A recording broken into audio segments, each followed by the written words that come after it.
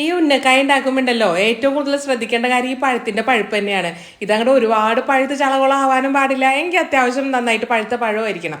ഈ പഴം അങ്ങോട്ട് പുഴുങ്ങാൻ വെച്ചിട്ടേ നമുക്ക് അതിന്റെ ഫില്ലിംഗ് ഉണ്ടാക്കണം. അപ്പൊ ആദ്യം തന്നെ പാനിൽ നെയ്യ് ഒഴിച്ച് കൊടുക്കുക, കുറച്ച് കശുവണ്ടി മുന്തിരിയിട്ട് അങ്ങോട്ട് വറുത്തെടുക്കണം. ഇനി ഇതിൻ്റെ അകത്തേക്ക് ഉണ്ടല്ലോ ഞാനൊരു മുഴുവൻ തേങ്ങ അങ്ങനെ തന്നെ ചേർത്തിട്ടുണ്ട് കേട്ടാ. ഈ തേങ്ങന്റെ ആ ഒരു വെള്ളമൊക്കെ ഉണ്ടല്ലോ അതൊക്കെ അങ്ങ് ഡ്രൈ ആയി വരുന്ന സമയത്ത് 3 കോഴിമുട്ടയും കൂടെ ചേർത്ത് കൊടുക്കുക. ഇനി നമ്മളുടെ ഈ ഒരു മുട്ടയും തേങ്ങയും കശുവണ്ടിയും മുതിര എല്ലാം കൂടെ നല്ലോണം മിക്സ് ചെയ്ത് കൊടുക്കുക. നമ്മുടെ മധുരത്തിന് ആവശ്യത്തിനുള്ള പഞ്ചസാരയും പിന്നെ ഒരു 1/2 ടീസ്പൂൺ തുടങ്ങി 3/4 ടീസ്പൂൺ വരെ നമുക്ക് ഏലക്കന്റെ പൊടി കൂടെ ചേർത്ത് കൊടുക്കാം കേട്ടോ. ഇപ്പൊ നമ്മുടെ മസാലന്റെ കാര്യത്തിൽ തീരുമാനമായിട്ടുണ്ട് കേട്ടാ.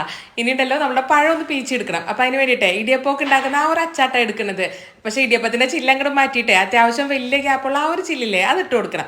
ഇനി കുറച്ച് നെയ്യും കൂടെ ചേർത്തിട്ടേ നമ്മുടെ പഴം നല്ലോണം കുഴച്ചെടുക്കണം. ഒട്ടും കട്ടിയൊന്നും ഉണ്ടാവരുത്, നല്ല സോഫ്റ്റ് ആയിട്ട് വേണ്ടത് കുഴച്ചെടുക്കാനായിട്ട്. ഇനി ഇതിന്ന് ചെറിയ ചെറിയ ബോൾസ് ആക്കി കൊടുക്കുക.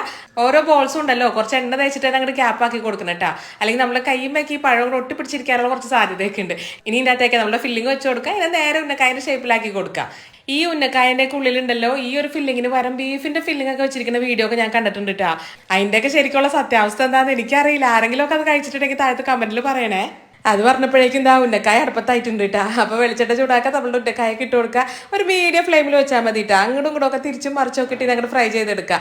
ഈ തിരിച്ചും മറിച്ചൊക്കെ ചെയ്യുമ്പോഴേ ഈ സ്പൂണൊക്കെ മൂടിയിട്ട് നമ്മുടെ ഉന്നക്കായ പൊട്ടാണ്ടിരിക്കാൻ പ്രത്യേകം ശ്രദ്ധിക്കണം കേട്ടോ. അല്ലെങ്കിൽ അതിൻ്റെ ഉള്ളോട്ടൊക്കെ എണ്ണ കയറും.